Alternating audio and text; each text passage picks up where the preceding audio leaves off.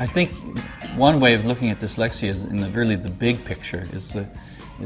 One of the favorite ideas of mine is that from one of the neurologists who points out that the dyslexic kind of mind is not going to exist in the population over long periods of time unless it's useful in some way.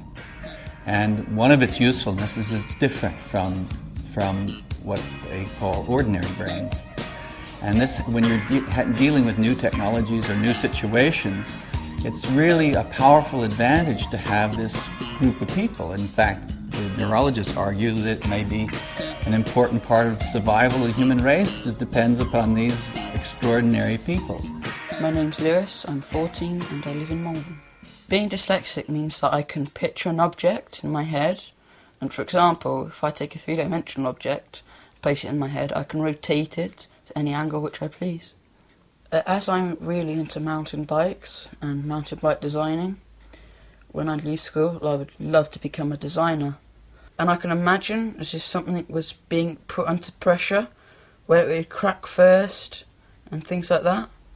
I think that I'd be a good designer because I have the ideas to put it all down on paper, and in some ways I think one day I could even be the best. When we look at an important person like Einstein, it's very interesting to see that his accomplishments are really tied very much into his visual, spatial way of looking at the world. And it really, in a sense, you could say it's because of his dyslexia, this propensity to handle everything visually, and also have this trouble with words, that he was able to accomplish what he accomplished.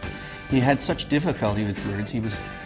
In his early life, he had difficulty learning to speak, or spoke late in any case. And in school, when much of the educational system was asking him to repeat memorized texts, he was very poor at, but he was very good at high-level thinking and science and mathematics.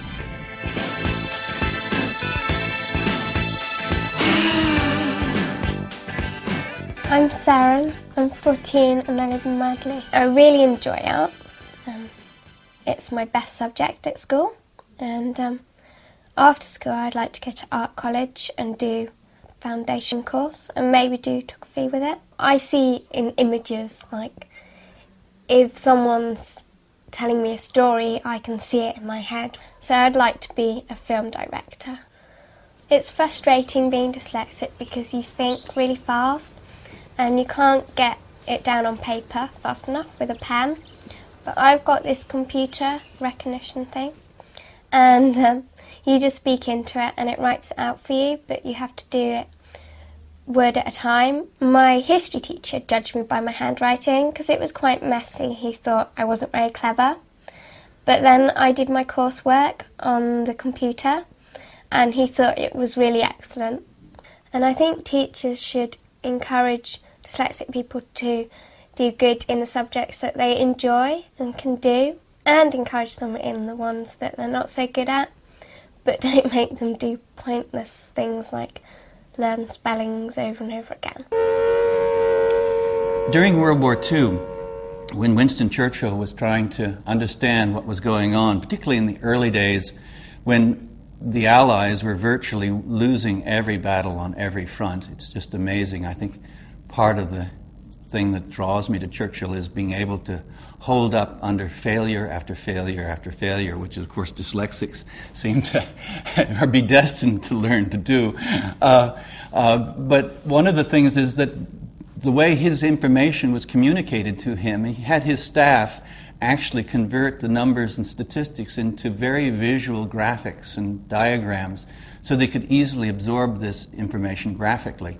Also, another thing he did was quite extraordinary. He would commit to memory the exact positions of all the ships on the oceans, and he would update this every few hours. And the first thing he did when he woke up and the last thing he did when he went to bed is he'd have sort of memorize the positions of all the convoys and everything that was going on in the most incredible way. So he's handling information visually, but in a very intense way that you wouldn't think that someone in that position would do. My name's Alistair, I'm 19 and I'm in my final year of A-levels. I own a Trout Spitfire. She's 25 years old, and like any old British sports car, she's always in constant need of repair. Although being dyslexic, you would think it was always causing you problems, but when it comes to repairing an engine on a car, it's actually quite easy because everything is in patterns to you, and these patterns are really quite easy to understand. Practical subjects always are easier, just because you learn something new and you don't need to write something down.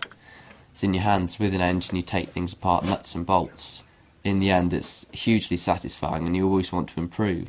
If I hear some sound in the engine bay, I always think, oh no, something else is going, so I've got to try and improve it. We have to somehow learn to be flexible enough to be able to see the talent that's hidden underneath sort of lower level difficulties. And just because someone can't spell, that doesn't mean they can't become a great writer. Or someone who has trouble with their times table doesn't mean that they can't be a great mathematician. My name is Julie Logan. I'm a lecturer at the University of Bristol. My research is into dyslexia and creativity in owner-managers. Many of these owner-managers were highly successful.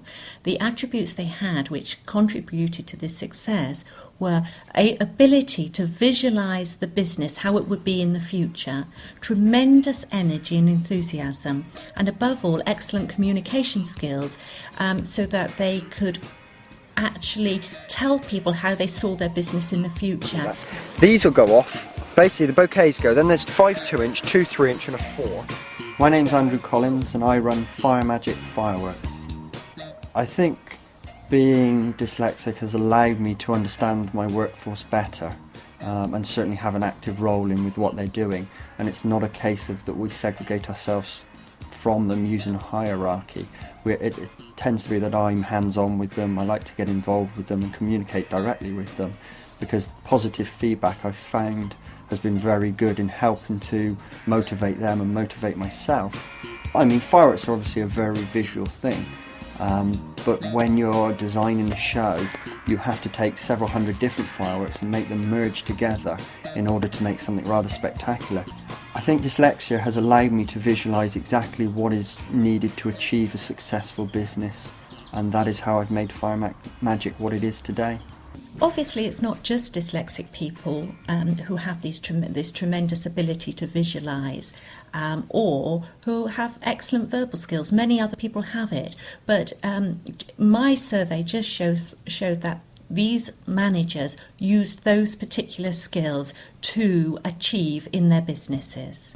Well, in the end, this curious relationship between dyslexia and new technologies really means that the whole rules of the game have been changed.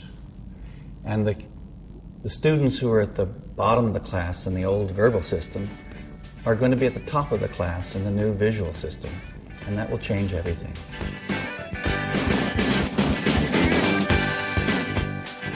If you consider that when we watch science fiction stories like Star Trek, then the whole of the action takes place without paper.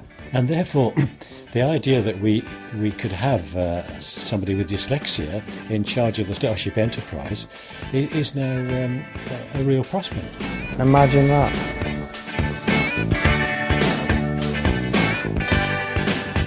The absolute best thing about working on this film was meeting other dyslexics and comparing their worries to mine. I've become a lot more self-confident. I don't mind going up to people now and saying, hey, I'm dyslexic, which I used to. I used to sort of pick out who I was going to tell, and, you know, closest friends, I'd tell them and swear them secretly that they wouldn't tell anybody if they found out. But now I don't mind, I'll just go out and tell everybody, by the way, I'm dyslexic. I wouldn't choose and change myself not to be dyslexic, because being dyslexic is who I am, and that makes me who I am. And I think people should accept that and not want to change me or correct me. The best thing about doing this film was that I could get my point of view across to other people, and other dyslexics can relate to how we're feeling. The best thing about making this film is that we did it without writing a script. And so the whole experience of this project has been unique and extremely good fun. Did you hear about the dyslexic devil worshipper? He sold his soul to Santa.